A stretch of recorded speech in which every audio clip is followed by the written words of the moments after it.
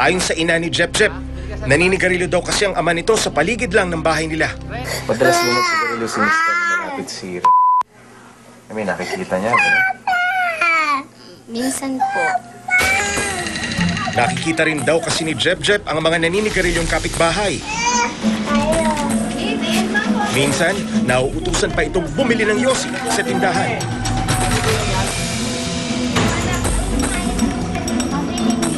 At ang mga upos na itinatapon sa lupa, nagiging atraksyon pa para sa bata.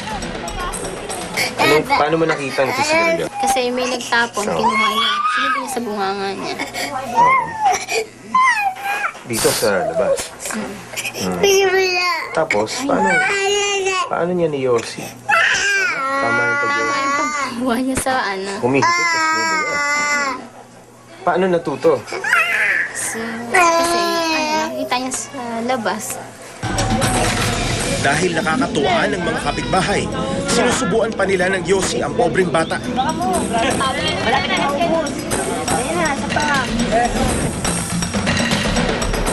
At si Jep naman, akala'y laro lamang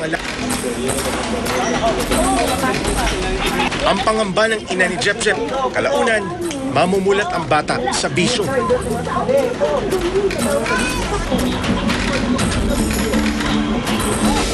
Kaya minsan, sinasabay ko rin yung asawa ko kasi siyempre po, kung ano po yung nakikita ng bata, siyang ginagawa naman. Ano bang pinangangambahan mo? Bakit ayaw mo magsigarilyo yung mga anak? Baka pagdating ng araw, lulong na rin siya, hindi lang sigarilyo yung matitikman niya. Hindi man maituturing na droga, iba daw ang kapit ng paninigarilyo sa utak ng tao.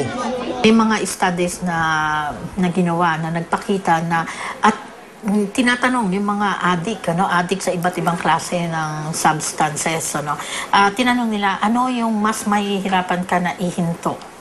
Alam mo kung ano ang sagot? Mas mahihirapan daw silang ihinto ang sigarilyo. Okay, mas madali sa kanilang ihinto ang drugs, yung mga cocaine, shabu, mas madali sa kanilang ihinto ang alcohol. Pero ang sigarilyo ang pinakamahirap sa kanila. So it shows kung gaano kalakas yung addiction na dulot ng paninigarilyo. Walang humpay ang kampanya para sugpuin ang problema ng lumalalang tobacco addiction sa ating bansa. Pero tila ba nahihirapan silang solusyonan ito dahil hindi napapatupad ng maayos ang batas. Ang Republic Act 9211 o ang Tobacco Regulation Act of 2003, ang batas na mangangasiwa sa paggamit, pagpapakete, pagbebenta at pag-e-endorso ng mga produktong tobacco. Layunin itong pangalagaan ng kapakanan at kalusugan ng mga mamamayan sa pamamagitan ng paglalagay ng babala sa pakete ng sigarilyo. Ngunit hindi daw ito sapat ayon sa DOH. The Department